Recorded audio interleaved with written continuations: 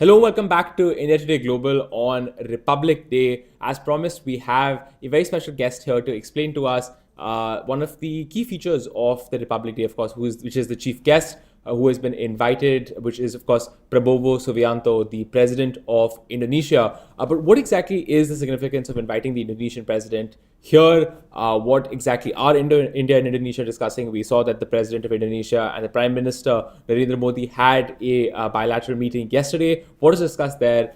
Joining us to decode all of this is Ambassador Gurjeet Singh, who is also formerly India's envoy to Indonesia. Ambassador Singh, thank you so much for joining us. Could you begin by explaining to our audience the significance of inviting President Prabowo Subianto, who's just taken office in Indonesia, as India's Republic Day chief guest? Thank you. Indonesia is a close neighbor of India. This is not often understood. The distance between Aceh and Nicobar is less than 100 kilometers. So therefore, I think both countries need to pay more attention to each other. India's Act East policy has been robustly followed over the last year by more summit-level meetings undertaken by the Prime Minister. So if you put both these things together, the priority to a neighbor, robustness of the Act East policy, and the fact that General Subianto is a new president in Indonesia, I think these were the focal points which led India to invite him to be the chief guest at Republic Day. Now, he took over in October, so this is a very early invitation. It is also a fact that this is the fourth time an Indonesian president is coming to India as a Republic Day chief guest. In 1950, the very first Republic Day had President Sukarno. In 2011, President Yudhoyono. In 2016, President Jokowi as part of the ASEAN 10, and now President Prabowo. So I think this is a growing optimism of India that as part of our Act East policy, a renewed vigor is to be added to our relationship with Indonesia, and the election of President Prabowo, who's more globalized, more engaging than Jokowi, is perhaps an opportune moment.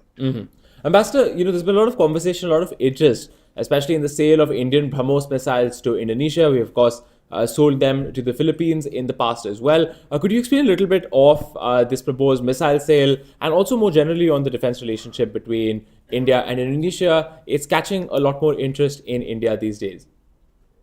So I think over here, two pillars intersect.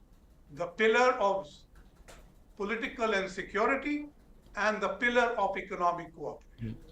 So traditionally, Indonesia, and much of ASEAN countries always had very strong armies. And though they were maritime countries like Indonesia, 17,000 island archipelago, it had very small navies.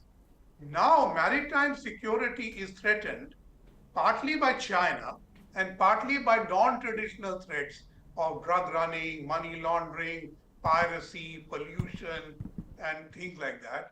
So maritime security is entering the lexicon and understanding of Indonesia and many other ASEAN countries.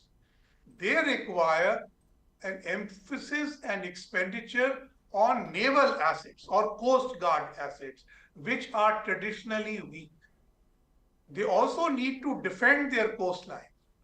Now, in that, the BrahMos has attracted Indonesia and Vietnam and Philippines, but so far it is only the Philippines which has been able to undertake its internal processes and place the order. Now there is an expectation that Indonesia, which has been interested in BrahMos from the time I was ambassador in Indonesia, has not yet put together its domestic processing procurement plans. And it is hoped that under General Prabowo, who was earlier the defense minister, this internal coordination would take place. And besides the BrahMos, there is also a large portfolio of things in the defense and security sector which they could access. This includes, maintenance and repair of Russian equipment, which they also have.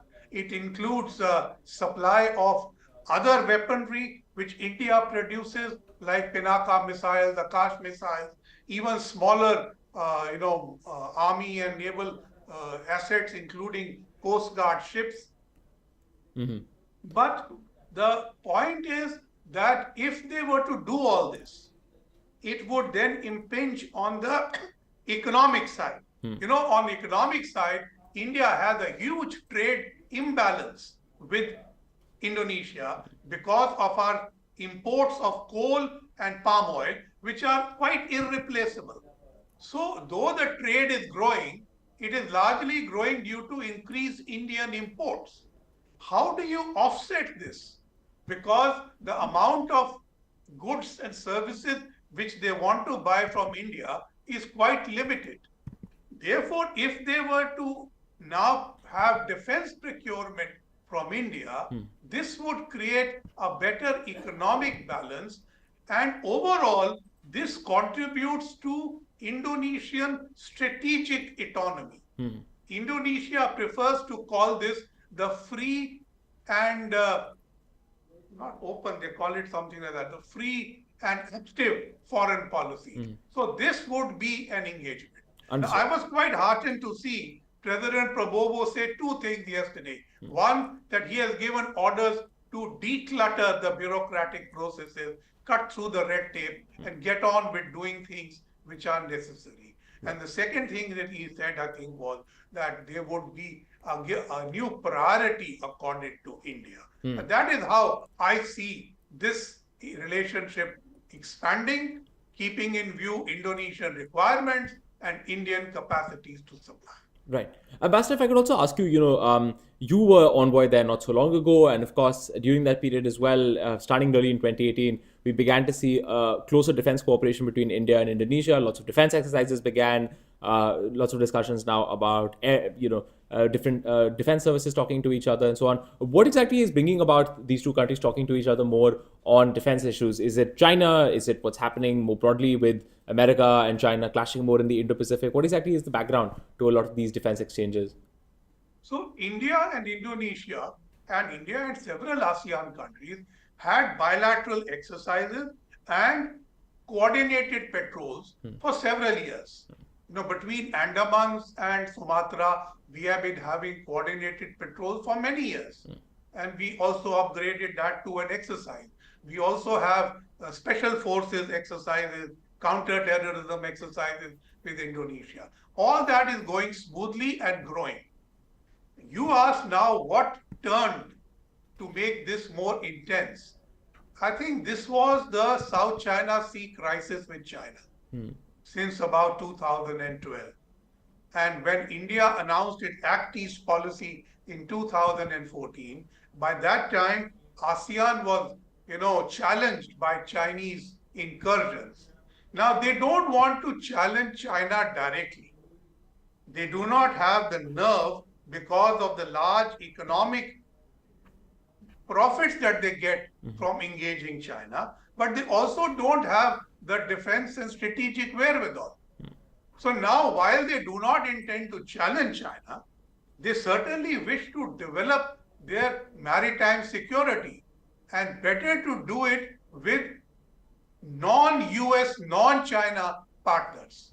Because Indonesia in particular does not want to get involved in a US versus China debate.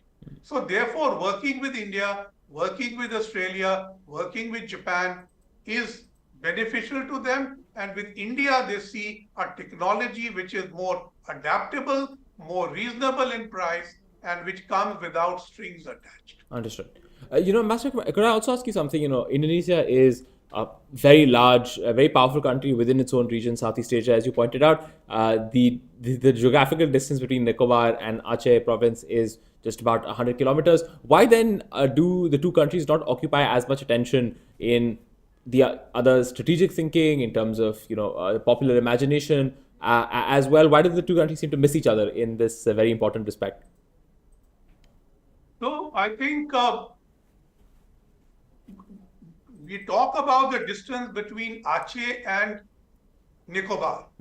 But please remember Aceh and Nicobar are not the center of either country.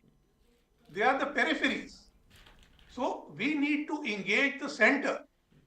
And the center has got other priorities. India has been talking about ASEAN more robustly. Indonesia talks about India, but its priorities are, it is what they call the ASEAN plus 3, China, Japan, and Korea, which have a very large economic interface with ASEAN countries and with Indonesia. India does not occupy the same economic mind space that these countries occupy. So therefore, it is for us now to build an economic partnership which gives priority to each other. Indonesia also engages with others like a donor-donee relationship, and it finds it difficult to engage with India as a partner without being seen as a donor-donee. Out of all Indonesia's ASEAN plus 1 partners, we are the only one from the global south. And that, I think, is one of the reasons why they find it difficult to prioritize us, because the donor partners among the other 9 of the ASEAN plus 1 are providing them much more without Indonesia having to provide reciprocal access. Reciprocity and priority. And there is where I think the lack has happened. It is not that the physical geoeconomics or geopolitics of India and Indonesia have changed, but the rapid strides in the development of trade between Indonesia and its other partners is far more than the growth in India-Indonesia trade or India-Indonesia investment. The other sad part is that we always worked on people-to-people relationship. But in a survey last year by the Institute of Southeast Asian Studies in Singapore, when it came to tourism or education, Indonesia, among the 10 ASEAN countries, had the least interest at the popular level in sending children to study in India or sending tourists to India. Whereas from India, the number of tourists going to Indonesia has now become extremely high. So it is essentially a relationship lacking reciprocity, right, and priority. That is the problem with this relationship. Understood. Ambassador Gurjeet Singh, thank you so much for joining us here on India Today Global, explaining to us the India-Indonesia relationship as well as the significance of India inviting the Indonesian President, Prabowo Subianto, as its chief guest for Republic Day. Thank you so much.